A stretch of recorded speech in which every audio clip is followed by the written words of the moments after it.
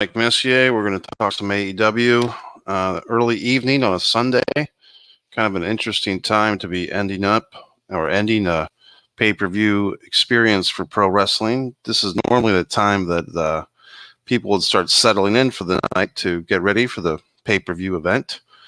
But this is a different situation for here in the United States. This was an early start, 11 a.m. I believe the 2-hour pre-show started. They had a couple of matches in the second hour of that. And then the main card began at 1 p.m. Eastern Standard Time. Now, I think in the UK, was this their Sunday night or was this their Saturday night? I want to say that this was their Sunday night and so on and so forth. But you tell me. I'm especially interested if anyone from the UK, maybe even somebody that went to the show live and in person, happens to find this little telecast here. They want to chime in with their thoughts and opinions and feelings. And I'll wait if anyone wants to jump in. This is a free talk zone. Feel free to comment. I'll put your comment up on the board there, the magic board. How do I feel about this show? Kind of mixed. Also, let me know how the audio is doing. I've got this new headset thing, so let me know how it sounds. I can't hear myself while I'm doing this. I can hear my own voice, but I can't hear how you're hearing me. Let me know if it sounds better than my previous headset that I've been using. Some people have been saying that it sounded like a truck driver. What are my overall feelings on this show? I feel like this was a good wrestling card. I don't know if it was anything more than that. I mean, it was by today's standards. I'm tempted to say mid, to use the MJF term, which is now a term that I hear all the time. I never really heard that before MJF used it. But I don't think the show was mid. I think it was better than mid, but I think we've gotten so spoiled basically by AEW pay-per-views that always run about 4 hours. They tend to have, between 8 and 12 matches. They tend to have something like a Stadium Stampede or an Anarchy in the Arena. They tend to load up these cards, with big stakes matches. The way that AEW does things by having basically 4 or at this point maybe 5 or 6 pay-per-views a year now, because if you're going to throw Forbidden Door and this one all into the mix, then I guess they're looking at a 6 card deal now, a 6 big card a year deal instead of 4. But still, that's a lot less than the 12 to 14 or 15 that the WWE does. And even going back to WCW in the mid to late 90s, WCW was really the promotion that gave us a pay-per-view every month. So I think it's nice to see. I like this 4 to 6 months of pay-per-views, 4 to 6 pay-per-views a year from a wrestling company. I think that's a good fit. If AEW ever gets on a streaming device, which it might help some of us financially, because quite honestly, paying $50 or whatever you paid to watch this show, if you have to do that as an AEW fan to stay in the knowledge, in the canon, I mean, fans are going to have to, pick their spots eventually. I mean, I remember that going back to the WWF and WCW days. It just becomes a financial burden to be a wrestling fan if you don't happen to have friends around that you can split the cost with and so forth. So AEW might want to take that into consideration. And like I said, if they go the streaming route, which I think is quite possible, but we don't know about anything like that right now, that would help the finances for us hardcore AEW fans. So in summary, before I get to a match-by-match analysis, I did enjoy the show. I did have fun watching the show. I don't think I'd put it up there as one of the top AEW shows. The spectacle, of course, it actually turned out to be 81,035, I think was the exact number paid. That was great. It was great to have a spectacle like that. But I think it's just there wasn't really many surprises, even coming down to the MJF Adam Cole match, which we'll get to. Yes, it was a dramatic, interesting ending. Was it terribly full of surprises, or we didn't expect this person to come in, or not really? And so now I'll just get to it, the match by match breakdown. I'm going to go by bleacherreport.com. They've already posted all the results. I guess I'll have to say spoilers. If you haven't seen this show and if you're somehow going to watch on a tape delay, I am going to give the match results away. So just bear that in mind. So the 0 hour started, and the very first match on the show is advertised. I thought this was an interesting way to do things. The Ring of Honor World Tag Team Championship match, the champions Aussie Open defending against Adam Cole, Bebe, and MJF, the AEW World Heavyweight Champions. So kind of an interesting setup. Arn Anderson on his podcast has recently discussed that he doesn't like tournament pay-per-views because you see the same wrestlers over and over, and every time you see a wrestler, the fans give them less and less of a pop. Fan reaction, fan response. So that in mind, this is kind of an interesting booking decision to put Cole and MJF in there, kind of building the intrigue. And I guess I was I wouldn't say opposed to this match, but to me, it did seem like a little bit of a contemporary, modern booking decision that I guess I wouldn't do it myself because, like Arn said, you're giving away the two main wrestlers in this tag team title match, and if their AEW World Title match is supposed to be the end all be all, why are they being distracted or allowing themselves to be distracted by this other title? And but then that adds to the intrigue of their relationship, which I guess this whole match is based upon. And lo and behold, Cole and MJF and their double clothesline and everything, they win the title from the Aussie Open. I don't think they did use the kangaroo kick, MJF did, and they win the belts. So, some people on Facebook were kind of saying this buried Aussie Open. Can't really argue with that. I mean, but basically, kind of a WWF trick, bury the consistent tag team, bury the regular tag team in order to put the singles guys over. And I don't necessarily think that's a good way to go. If you respect tag team wrestling, which I do, and I think AEW does, based on all these tag team matches on the show, why are you kind of disrespecting your more or less secondary tag team title? I mean, I'm saying that the Ring of Honor tag team title is secondary to the AEW tag team title, but why diminish even that title by having the champions lose to this ad hoc, Bebe team, this Bebe better than you Bebe team? So anyway, but it's wrestling, we know. So then we have that title change, and then interestingly enough, we have this FTW, which stands for Fuck the World, in case you didn't know. The Heritage title from Taz. I think it went from Taz, and then when the title was dormant for about 25 years, and then they put it on Brian Cage. I think he lost to Ricky Sparks, and then Sparks lost to Hook, and then Hook lost it to Jack Perry, and this is a rematch. And I thought it was interesting a few days ago that Jack Perry wanted to literally destroy this title belt with the sledgehammer of all things, which we know is Triple H's foreign object of choice. And Hook saved the belt, and now they have this match. And some inside stuff coming in. Basically, Jack Perry making reference to his behind-the-scenes struggles with CM Punk. If you remember, during this match, they're fighting near the limousine or the luxury car. Jack Perry looks directly to the camera right before he's about to put Hook through the glass windshield of the car, and says, "Real glass, imagine that," or something to that effect. He made note that it was real glass. Apparently, the story is that CM Punk took issue with Jack Perry wanting to use real glass on himself on a Saturday Night Collision show. And I'm not sure, how CM Punk became the Undertaker of the AEW dressing room, but apparently CM Punk has the power and the authority to ixnay Jack Perry's use of real glass. And so Jack Perry was pouty-faced about it. And so here at this pay-per-view, he wants to use real glass. And he goes through the real glass himself with a suplex by Hook. He did get some lacerations on his elbow and lower than his elbow, like basically the top of his forearm and his elbow.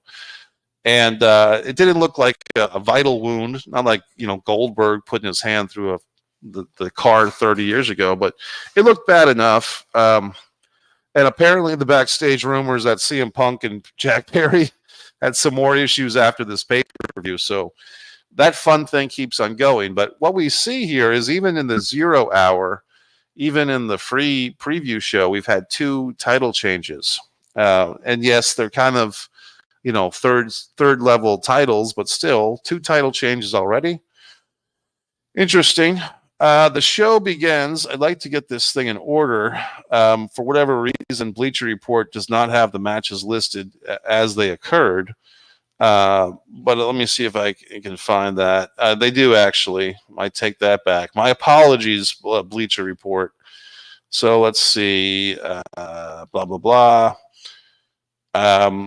Real World's Championship match. This opens the main show. CM Punk versus Samoa Joe. I thought this would have been a good opportunity for CM Punk to kind of return the favor and have Samoa Joe go over CM Punk. That did not happen. This was for the Real World Championship, so that makes sense that CM Punk, retained the title. But Samoa Joe is also the ROH television champion. They could have made it an ROH TV title match instead and had Samoa Joe actually win the match. I think that could have added some layers to Punk. I think part of the problem, if I were to say so, Punk did lose in that Owen Hart finals thing a while ago, I guess, to Ricky Sparks, but I kind of felt like Samoa Joe kind of deserved the victory here. I think there's certain times when they have guys win that don't really need the win, and I think that this is one of those times. I think, CM Punk eventually is going to face MJF again. CM Punk probably is the heel and MJF is the baby face is where I think that's headed, 4 months from now, 6 months from now. So I think that they can start, CM Punk could lose a match or 2 between now and whenever he faces MJF and still have his kind of, bogus facsimile championship. Decent match. Bleacher Report gives it a B+. I might give it just a B. But CM Punk, retains his fake championship. The next match, I kind of, I did watch the match, but it wasn't my favorite. I wasn't really emotionally invested in this as maybe other fans were of New Japan Pro Wrestling for the last 10 or 15 years. But the Golden Elite versus Jay White, Juice Robinson, and Kensuke Takeshita. And my apologies if I said anyone's name incorrectly, but I think I did pretty well. I just wasn't into this match. This just felt like, to me, and I'm not, I'm wearing a Kenny Omega t-shirt right now, and I have mixed feelings on Kenny Omega. I don't appreciate the fact that he's wrestled children and dolls in Japan. But I do respect the fact that he is a big game player. He is a big match guy.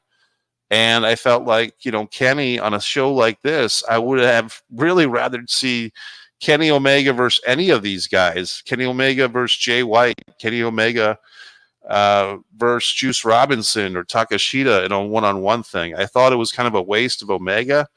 To a lesser extent, a waste of Page and probably a waste of Jay White, and Juice Robinson and the other gentleman, the Japanese gentleman, Ibushi and Takeshita. I can't say I'm that familiar with these guys as far as I know who they are, and I've seen them wrestle, but I don't know if I would have rather have seen this 6-man. This would have been a perfect match to have as a singles match. The other 4 guys could have been put into a tag match, or they could have just been left off the show. Imagine that. I do feel like, Tony Khan, like other promoters who have the money, sometimes they feel that they have to put every wrestler they can on a show. And the WWE's answer to that is always have some meaningless battle royal and slap the name Andre the Giant or Fabulous Moolah or whatever on the battle royal. For AEW, they just make all these multiple person tag matches. And I think that's why a lot of people were not really psyched up for this card. And I do want to say that I think, once again, the wrestlers did their part. The matches all lived up to, pretty good standards. I just don't feel like it just wasn't in sync. And also coming off of a week, and this is nothing against AEW. This has no fault to them, but Terry Funk passes away. Bray Wyatt, a.k.a. Wyndham Rotundo, passes away, or Rotunda.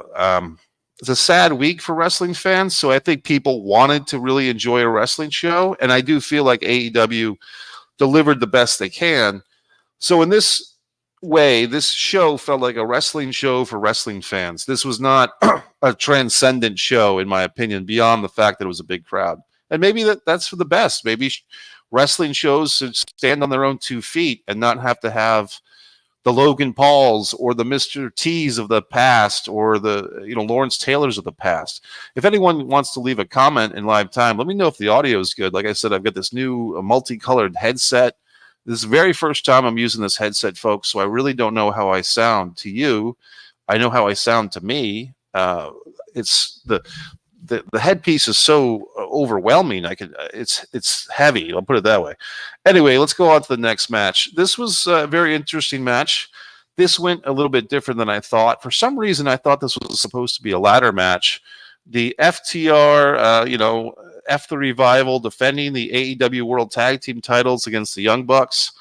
I thought for sure that the Young Bucks were going to win this. I also thought for some reason this was supposed to be a ladder match. Maybe they already did them as a ladder match. I thought it was very good. I thought it felt a little bit rushed. But once again, if this had been the main event on a Dynamite or a main event on, another house show or something, these guys could have spent 35 or 40 minutes. As it were, I think this was about a 15 or 20-minute match. And they tried to make it seem like it was this epic, unbelievable match towards the end. Sort of. It was good. I don't know if this is the greatest match that these guys, think that they do or whatever, but it was a good match. It was a good ending. I think we all know that there's a dark cloud over this match, that Cash Wheeler has some legal issues that he's facing back here in Florida. And, sorry. And so it was tough. I thought for sure the Young Bucks were going to win this thing, and they didn't. Bleacher Report gives it an A. I might give it a B, but it was a decent match. The Bucks don't shake the hands of FTR following the match. Maybe they'll do a rematch at All Out. I also, on the pre-show, they did like the typical autograph signing with Miro and Powerhouse Hobbs. So they're going to be in Chicago fighting each other. That should be a pretty good big man's match. Interesting. There's so many talents in AEW that a lot of the guys like Claudio and Miro, guys that left the WWE because they felt they were getting lost in the shuffle. Some of them have just come over to AEW, getting lost in a different shuffle. So, but anyway, let's move on. Okay, now we have one of these things where I feel like it would kind of be nice if this was the last Stadium Stampede for a while. The Blackpool Combat Club, or the remnants of it, I still think it's ridiculous that they even have this group together, at least with that name, because Regal's not there anymore. So it really feels flat to me. I can't get away from my logical mind. There is no William or Steven Regal in AEW. Why are these guys called the Blackpool Combat Club at this point? But they are. And it's a good little group. They have a certain aesthetic. Claudio Moxley, I'm going to get to him in a second. Wheeler Yuta. And I didn't really see, how did they shoehorn Santina and Ortiz on this side of things when Santina and Ortiz, the last time we saw them, were very closely associated with Eddie Kingston. And he was trying to get them away from Chris Jericho. So, once again, wrestling logic. Sometimes you just throw actual logic in the trash can and hope that nobody remembers. But then you have people like myself that do remember. So basically, the Blackpool Combat Club, Santana and Ortiz facing the Best Friends, which, they basically seem to have tenure in AEW out of, loyalty. These are the kind of mid-card maniac guys. These are the guys that are good for these type of, trash can matches, hardcore matches. Orange Cassidy is somehow the breakout star of this group, which is fine. And he's been showing off his abs lately, so good for Orange Cassidy. He's actually a really good worker, and I do respect Orange Cassidy that he has his own thing going. But every once in a while, you're reminded of how goofy his whole deal is. Penta El Zero Miedo, halfway through the match, he kind of reincarnates himself into one of his other gimmicks. and the aforementioned Eddie Kingston. Do you remember that pay-per-view where Eddie Kingston and CM Punk had a one-on-one match, going back a year and a half or more ago? I really felt that Eddie Kingston should have won that match on pay-per-view. I didn't think it would have hurt Punk. I think, it could have they could have done a 50-50 deal. They could have had Eddie get the win and CM Punk say, I inspired you to beat me. And, but I feel like there was a hot minute there about a year and a half, 2 years ago when Eddie Kingston was really a top guy or could have been a top guy, and they let it slip through their fingers. And that's the type of thing that WWE fans know with guys like LA Knight or even Damian Sandow, other guys that have, slipped through their fingers. And I feel like Eddie Kingston is the answer to that on the AEW side of things. So, long story short, this was a decent, this was a actually more bloody or more vicious Stadium Stampede match than we're even used to.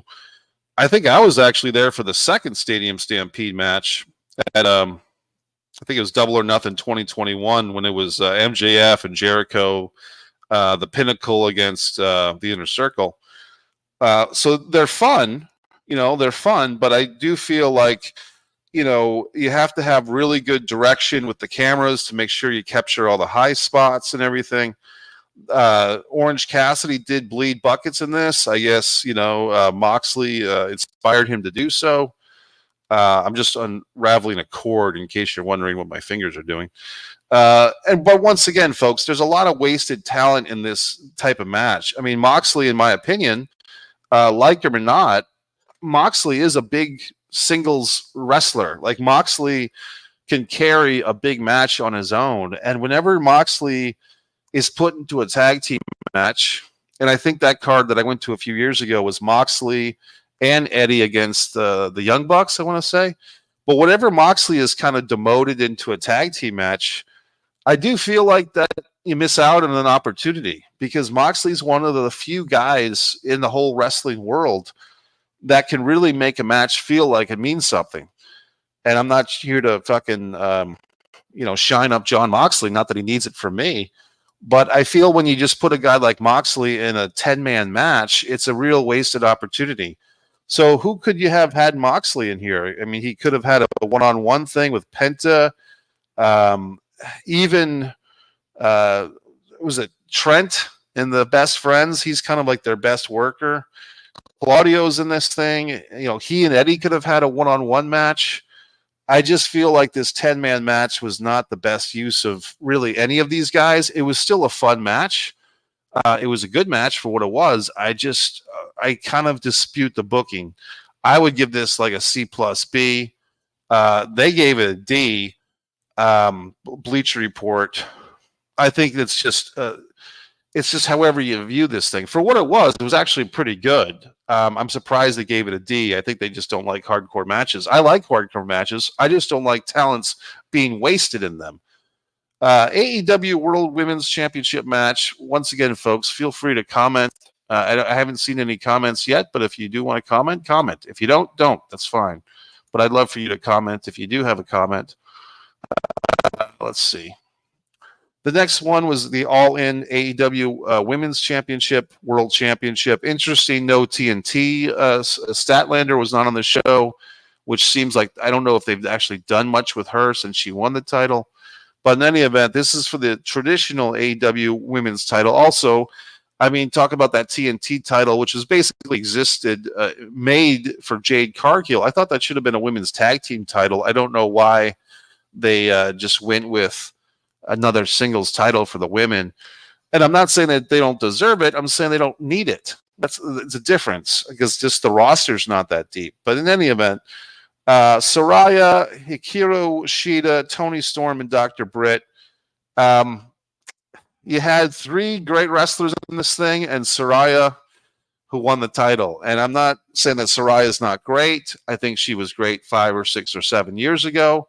I was lucky enough to see her wrestle AJ Lee in the Providence Civic Center, and I made note at the time that this is the best women's match going in the business, in the wrestling business at the time. No offense to Saraya. I think her best days have come and gone. I think this was just kind of a kiss-kiss to her family and to whatever mainstream press that they think she might get. Hometown girl does good. I hope it's not a long reign. No offense to Soraya. I have nothing against her. I just don't think she needed the title. She doesn't need to be a champion. And quite frankly, I think that Dr. Britt would have been a better choice. And I think Dr. Britt's promo on the pre-show was what the wrestlers call shooting on the square. Dr. Britt is more of a draw than any of these women. But I could see a really interesting feud one-on-one between Dr. Britt and Toni Storm with this, dejected 1950s movie starlet thing. And I thought the match was okay, but I didn't like the ending. I'd probably give it a B or a C plus. Bleacher Report gives it a C. They did have some of Soraya's family out there. I did like the movie. I think that the movie, her WWE sponsored movie, Wrestling with My Family, was a decent film, and I thought she did well. It was weird because she wasn't really with the WWE when that movie was being made because of all her antics with her man at the time in real life. But Florence Pugh, that was one of her first big roles, and now she's in Oppenheimer and all that good stuff. The coffin match came next. How old is Sting now? 62 or 63? I'd give this thing a B for what it was. Christian Cage, he's deep in his 50, about 50 years old. I don't really see the big deal with this Swerve Strickland guy. He seems to be over. The people like to say his catchphrase, whose house is this, blah, blah, blah. I haven't really seen much from this guy in AEW. I think he was actually an MLW guy initially, and he's a decent professional wrestler. I just don't see what all the hype is about. The Darby and Sting thing, continues to go. Could they ever do Darby versus Sting? Is that ever possible? Because now we're going on 2 or 3 years of these guys in this kind of father and son passing of the torch, of the goth gimmick, of just at least the Spencer's Gift goth gimmick. I don't quite get it, but it was decent. They gave it a B. I gave it a B. I was wondering if Swerve was going to hurt his little hand, getting crushed in the coffin. But he didn't. Let's see what's next.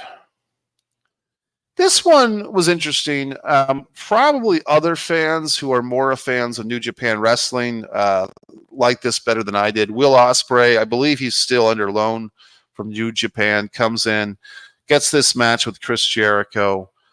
It was good. But like I said before, no offense to Jericho, but Jericho, who's what is Jericho now? 56, 57? I think Jericho would be better served in some type of multi-man match. But instead, you got Sammy Guevara on the outside. Sammy, who's probably 30 years old, if that, and he's watching 55-year-old Jericho. I guess I missed Jericho coming to the ring to Judas. I missed the entrances. I must have, been taking a little break there.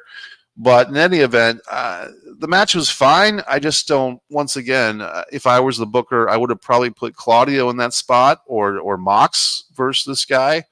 But the Ospreay defeats Jericho, and that's fine. But I'm just not Ospreay hasn't won me over quite yet. I think Ospreay for me is always going to be in this Kenny Omega kind of world for me as a fan where, yes, he's great, but I just don't like him. And I don't mean as a heel or a face. I just mean I don't appreciate him as much as others do. Don Callis, and then I don't know. I just didn't buy into it. The Trios Championship match, The Acclaimed and Billy Gunn versus House of Black. I am totally blanking on this match even happening.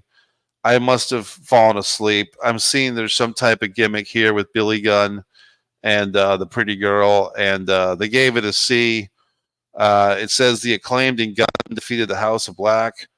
So was that for the titles? I really don't even know. I guess I'm just being honest with you guys. I think I conked out during this thing. I'm watching this Twitter stuff now of Billy Gunn, who's like a 55-year-old man, scooping up the legs of this. I do remember this thing, this scissors kick, so to speak, on Julia Hart. Interesting that she was the breakthrough star of the Varsity Blondes. Like, like I feel bad for Brian Pillman Jr. and the other guy, Dirk Diggler or whatever his name is, Giff Garrison, that they put so much work in to be the Varsity Blondes, and Julia Hart, because she's the pretty girl, she's the breakout star, and she's with the House of Black, and so I guess this was a title change. Also, I'm kind of interested, and maybe I missed something, but how did the Acclaim fall down so far from the roster? Because they were like the real tag team champions, the 2-on-2 champions, and then they got kind of demoted to this 6-man world, the trios world, as they call it. Okay. So here we go, folks. The final match, and it's really interesting because this card seems so long, but then when we got to the end of it, I kind of felt a little unfulfilled. I mean, you tell me, but I felt like, yes, there was a lot of matches, and there was certainly a lot of title changes. I think it was, what are we looking at, 5 or 6 title changes? But I just feel like the title changes were just there to cover up like kind of the lack of uniqueness. And I'd say that maybe is my biggest problem with this card, but I'll get back to that, the lack of uniqueness. So, but maybe this was the most unique thing about it, this main event, friend versus friend. I'm trying to think of anything that's been close to this. For some reason, I want to say Shawn Michaels versus John Cena, but they weren't really friends. They were both baby faces. I mean, I think Eddie Guerrero was supposed to do a friend feud with Dave Bautista, but then Eddie passed away before they could even do that. And I'm trying to think if there's anything been done on this level quite like this, and I'm not really remembering. And I have a pretty good memory for wrestling, so I will give credit to AEW. That this, summer of Adam Cole and MJF and Better Than You, baby, this was their deal. And if you were watching AEW Dynamite every week, my friend Moro went to a couple of, Dynamites and collisions this summer, one in West Kingston, Rhode Island, one in Boston. He was really into it. Their skits, their sketches, they're playing video games together. I'm just going to be honest, I really wasn't into that. And so maybe for me, this match didn't feel like a main event. I mean, I think King Kong Bundy would say that he takes bigger shits than both of these guys combined, and he's dead, and he still takes bigger shits than these guys. So I don't know. I just felt like it didn't feel like a main event of a 81,000 fan show to me. Did it to you? I mean, leave a comment or don't. But I feel it just didn't. And I felt that they gave it an A on Bleacher Report. I think that's a bit much. I would probably give it a B minus.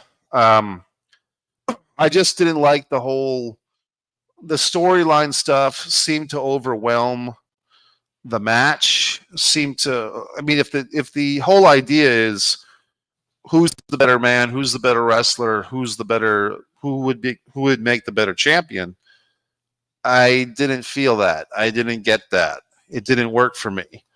The fact that they have this ROH tag team title, I think that's supposed to add some intrigue to this thing. It didn't work for me. I feel like the ROH tag team titles, who I was actually there in person in Philadelphia when they had a tournament to crown the first tag team champions of ROH back in 2002, okay? I don't think that these guys are paying homage to the Kings of Wrestling or to any of the other great tag teams that have had the ROH tag team title, the American Wolves and so forth. I don't feel it. I wasn't feeling it. So, as far as the ROH tag belts being dragged into this hot mess of a program. So and even that term, hot mess, it's the dumb term, okay? But I just didn't like it. I mean, I appreciated what they were doing, and I appreciate that many fans probably did like it. I just didn't happen to like it. I just didn't happen to like the, calling out a double clothesline, and then they double clothesline each other, and they get a double pin. It felt very, yes, choreographed. Of course, we all know that. But even with all the false finishes, the ref taking the the sunrise move and so forth. I don't know. It just wasn't for me. I appreciate the athleticism. I appreciate the effort, but I just felt like it was really lacking. And the fact that these guys have to kind of, this storyline, I guess, is going to continue. And maybe I'm just guessing, but maybe on some type of shoot level, if Adam Cole knows that his body just doesn't have many more matches in him, maybe he just wanted to say, hey, look, give me one last money program with MJF. Let me go out on top. And maybe Adam Cole's not going to be around much longer as a wrestler if he really has those injuries. I'm not saying that that's true. I'm just speculating. But I didn't really feel this thing. And maybe you guys did. And I feel like it's one of those storylines, that maybe it's just not for me. A generational difference, I suppose. I mean, I know that friendships and fucking feelings is very important to the people of today. And, from my world, that wasn't the case. We just are a different breed of people, I suppose. So I didn't feel this fucking storyline.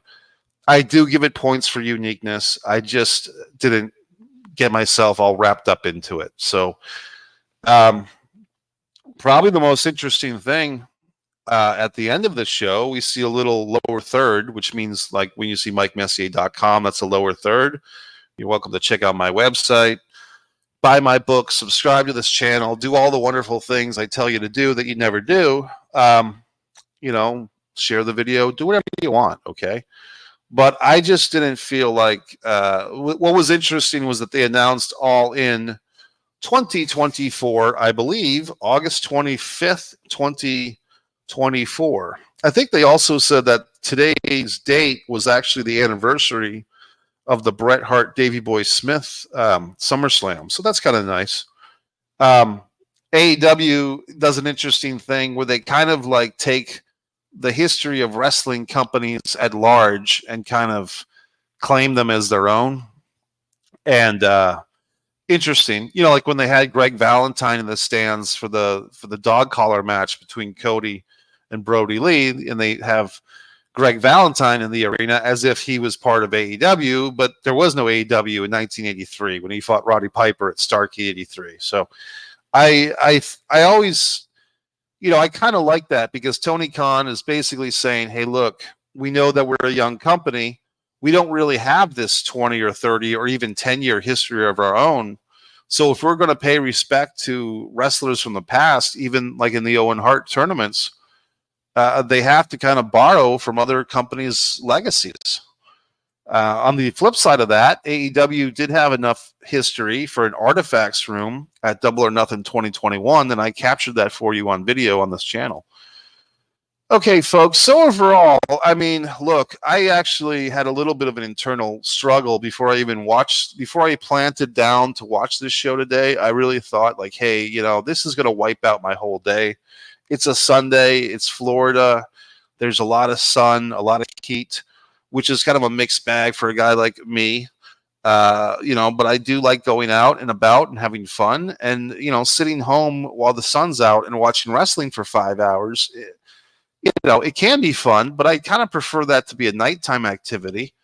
So I had mixed feelings about this show, to be quite honest with you, like even just watching it. But I decided to lock in and to watch it, and so I did. And I don't necessarily regret that decision, but I'm hoping that AEW, like I said, let's limit these, pay-per-views, whatever you want to call them, Tony Khan.